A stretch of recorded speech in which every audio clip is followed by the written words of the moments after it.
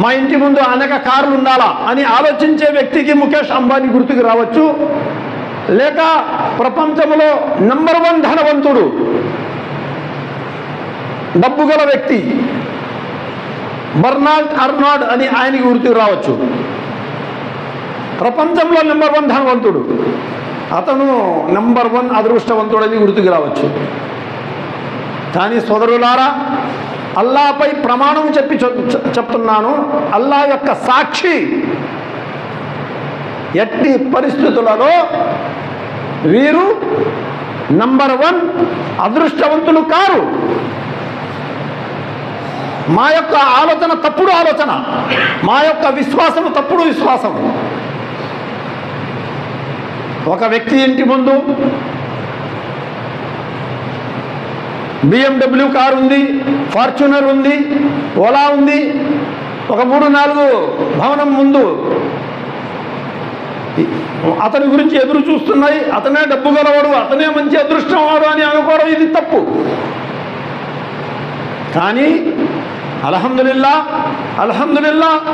అందరిలో 100% సత్యముగా మేము నమ్మవలసిన మాట ఏమిటంటే, అల్లా యొక్క ప్రేమ ఎవరికి లభించిందో అతనే నంబర్ 1 అదృష్టవంతుడు, అతనే నంబర్ 1 గొప్ప అదృష్టవంతుడు. ఎందువలనంటే మేము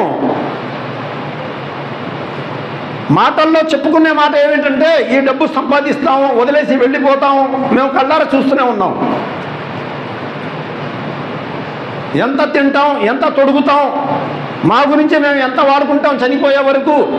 ఇది అంతా వదిలిపెట్టి వెళ్ళిపోవడమే, ఇది శాశ్వతము కాదు, అంతవరకే చెప్పుకుంటున్నాం సోదరులారా. కానీ ధనవంతుల గురించి, డబ్బు గల వారి గురించి ఒక హదీసు ప్రవచనలో ఏమొచ్చుచున్నదంటే, తిర్మిజీ షరీఫ్ హదీస్ 2353 నెంబర్ ఏదో ఉంది. తిర్మిజీ షరీఫ్లో ప్రవక్త సల్లల్లాహు అలైహి వసల్లం గారు ఏం తెలియపరుస్తున్నారంటే,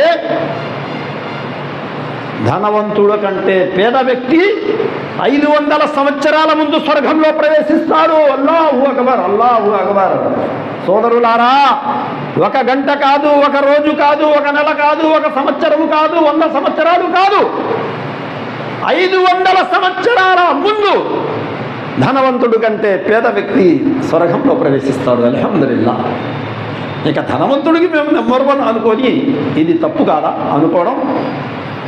100కి 100 పాళ్ళు తప్పు. అతను అదృష్టవంతుడు, ఇతను మంచి బలంలో ఉన్నాడు, ఇతను మంచి క్రేజ్లో ఉన్నాడు, ఇతను మంచి రాజకీయ క్రేజ్లో ఉన్నాడు. రాజకీయం గురించి కూడా చూసుకున్నాం, రాజకీయాల వ్యక్తుల గురించి కూడా మేము కళ్ళారా చూసుకున్నాం. నిన్న అతను రాజు మహారాజులాగా దాదాగిరి చేస్తూ ఉంటాడు. మళ్ళా కొన్ని రోజుల్లో అతనే అయ్యా బాబు అనే పరిస్థితులు అనేక మందికి వస్తున్నాయి, మేము చూస్తున్నాం. అది కూడా నిలకడ కాదు. ధనవంతుడికి నంబర్ 1 అనుకోవడం కూడా అది కూడా తప్పే. కానీ మన అందరిలో స్వచ్ఛంగా